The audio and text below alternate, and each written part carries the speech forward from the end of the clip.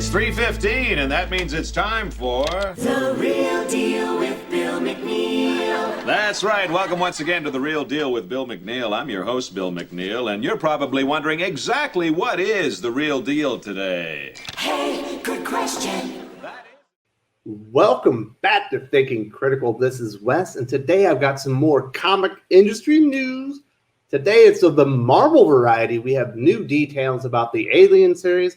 Obviously, Alien and Predator have been at Dark Horse Comics for a very long time.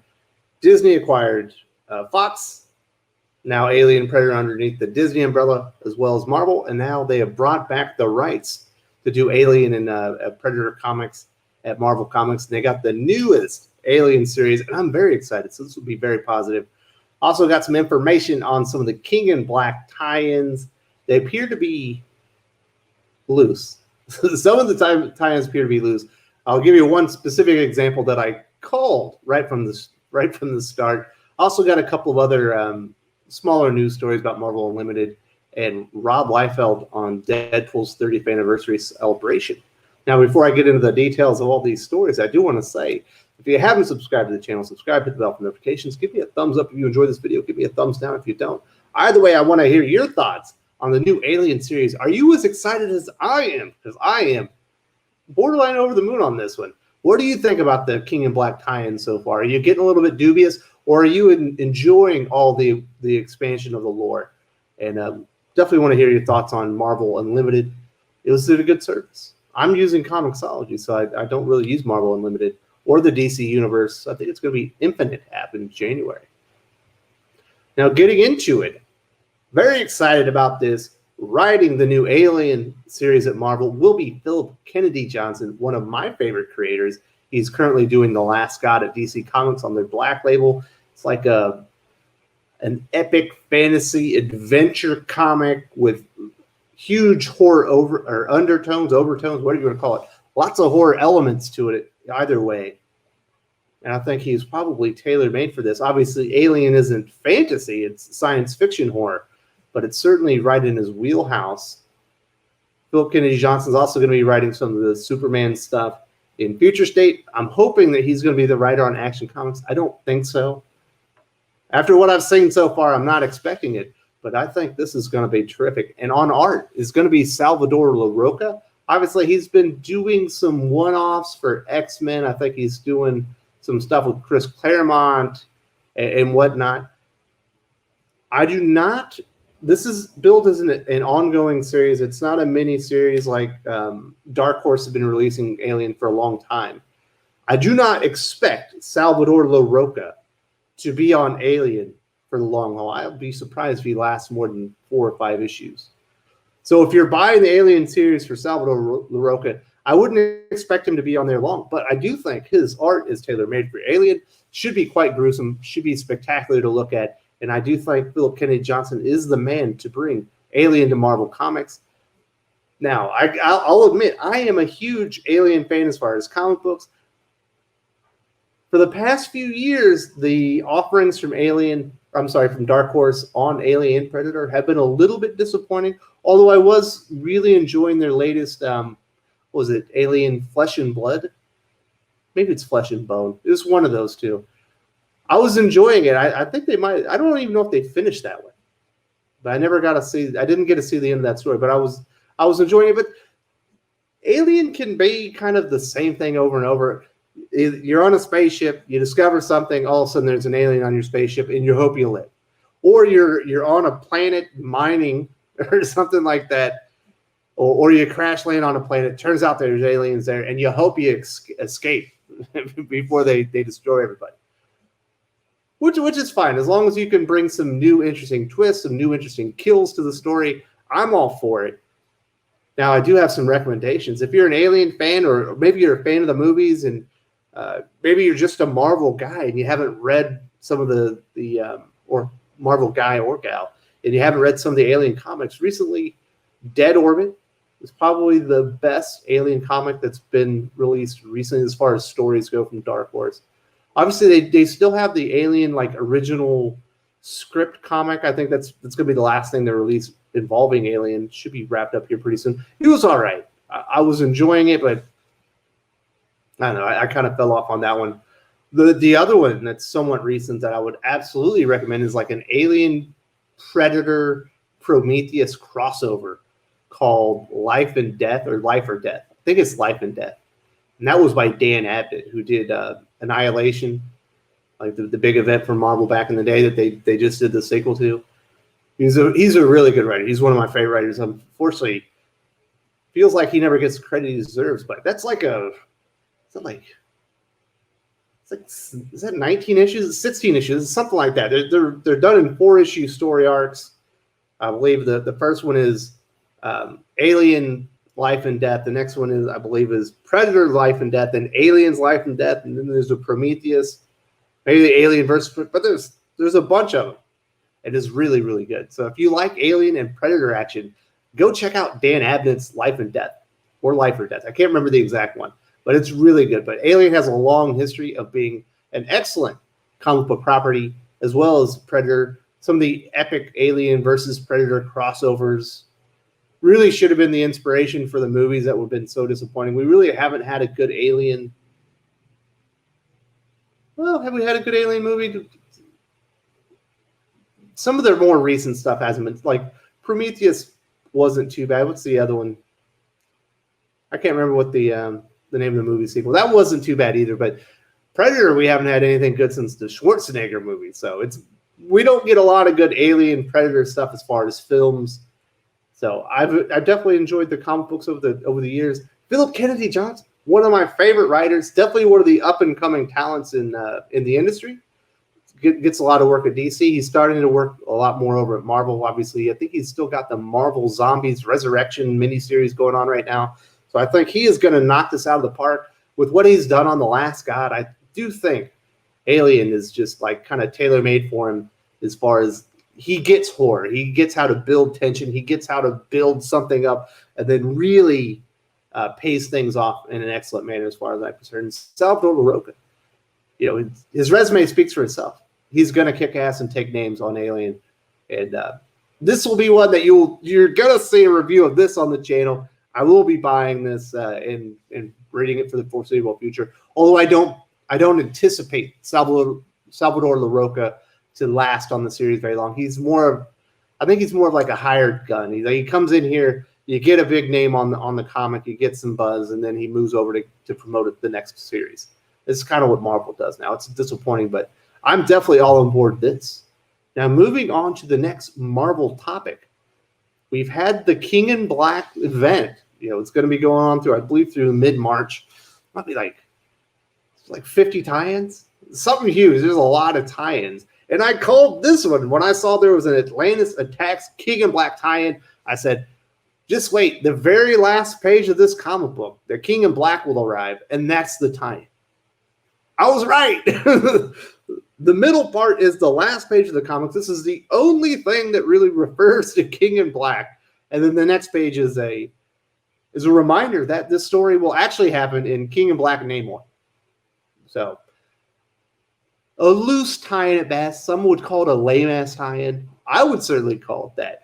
So, but if you are that King in Black completionist, I guess you'll want to have this because you'll miss a page of the story, I guess. Although I imagine this will be at the beginning of the King in Black Namor comic, which I believe starts this week. And good old Larry, who does come on the channel from time to time, very opinionated, good friend of the channel, funny guy. He went on to Twitter and he said, "I really got to admire the monstrous sack Marvel editorial has to slap the King in Black crossover on some of their comics. Balls of steel," indicating that maybe all these tie-ins aren't exactly tying into the King in Black story itself. I did read the King in Black symbiote Spider-Man. Certainly has no bearing on what we're reading as far as the King in Black main story. It was kind of some lore building backstory stuff that they were doing. I imagine this Namor comics is similar. And it appears Larry is dubious of Marvel's intentions on throwing those King in Black tie-ins. I think I mentioned something to him. You could tell this was a story that they had written and never published, and they used some crayon to make it a King in Black tie-in. They added some very loose stuff in to make it King in Black. So I don't know. Be on the lookout. I'm reading King in Black. I'm going to read the Venom stuff. There's a symbiote dragon versus American kaiju book I'm definitely reading.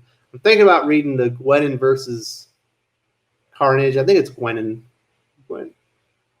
I don't know. Gwenin versus Carnage. I think that's what it is. I think I'm going to read that, but I'm staying out of the King. Unless it's an ongoing I'm reading, I'm going to be very dubious to read any of these. Obviously, I've got a couple of series I'm going to check out. But for the most part, I read the main series, and I'm going to enjoy that because Marvel definitely slapped King in Black on a lot of stuff. Continuing on the Marvel news, if you are a digital reader or you're not a digital reader, but you're interested, they have a special for the holiday season. You can get a year of Marvel Unlimited for $60. That is 50% off. Normally, the Marvel Unlimited subscription is $10 a month. And if you use the code, it's there on the screen. When you check out, you'll get it for a whole year of Marvel Unlimited for $60, which is a pretty good price. And, I believe they're dropping the very beginning of the Ten of Swords stories. They cut the time down as far as new comics being released on Marvel Unlimited from 6 months to 3 months very recently. I think it just started. So if you're apprehensive to get Marvel Unlimited, like, well, I don't want to wait 6 months for the new comics so I can be in the know. You only wait in 3 months now. It's only a matter of time before these things start releasing day of release, as far as physical and being available on their Marvel Unlimited app. If they truly want this to be a big thing that people go to, they need to have the new content there available like the first day. Otherwise, you're only going to have like Marvel Comics super fans. Or maybe people that are doing like research and they want to read some of the older stuff, but they don't want to buy all the trades and stuff. But you're kind of limiting your audience with the 3 month wait period. At least it's not 6 months anymore. But they do have a big sale, 50% off for the entire year. $60 isn't a bad price. I do think $10 a month is a lot of money, even for the wonderful history and characters that Marvel Comics has. They probably for $10, you probably should be getting access to digital files of the new comics.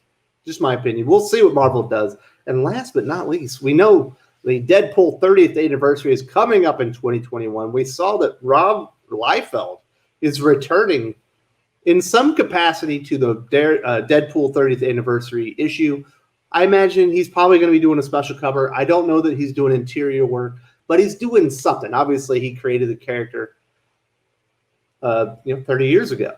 And he's doing a special 6-part making of Deadpool, history of Deadpool on his podcast, Robservation, starting in January. So if you've always wanted to know the behind-the-scenes story of Deadpool, and my bad, he co-created the character with Fabian Nicieza.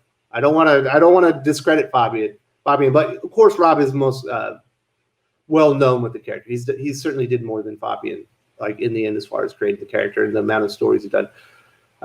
So there will be a 6-part Robservations Deadpool special starting in January. If you're a fan of Rob Liefeld in Deadpool, this is probably going to be can't miss entertainment as far as podcasts go. And Rob's he isn't holding back as far as his podcast goes lately. He's giving a lot of interesting details behind the scene. Seems like he could give 2 craps less who he offends or if he upsets anybody. And that's probably the best way to do a podcast or any kind of YouTube channel. Don't worry about who you offend. Just put out the best content and the most accurate content you can possible. So I think people are going to enjoy that. Certainly Deadpool 30th anniversary, billion-dollar franchise as far as movies go. We know that that Deadpool 3 is coming to the MCU rather soon. It's in production now. I think they finally found their director and writers and everything. So Deadpool is a huge property for the MCU moving forward. They don't have Captain America anymore. They don't have Iron Man anymore. They do have Fat Thor. We'll see if that character really resonates with people now that he's essentially become, the dude from The Big Lebowski. So they're going to need some new front and center characters to kind of lead the franchise, some flagships, and I imagine Deadpool will be one of them. Since he's already proven that the character has lots of drawing power at the theater, especially with Ryan Reynolds at the helm, and Rob Liefeld has a huge part to do with that. 30th anniversary coming up on his this podcast, and that will basically end it. Mostly positive news here.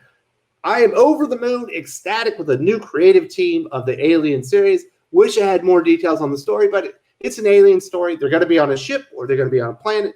Aliens going to show up, and you hope the character that you like lives. It's probably not going to happen, but it could. So I think that'll be good. I think Phillip Kennedy Johnson is tailor-made for the Alien franchise. I think Salvador Larroca, equally tailor-made for the Alien franchise. I think they're going to knock it out of the park. Do not expect Salvador Larroca to be on there too long, but I am glad that he's going to be on there for a bit. The King in Black tie-ins, a lot of them feel to be pretty loose at this point. We'll see. I'm just sticking with the main series personally. That's just what I'm doing.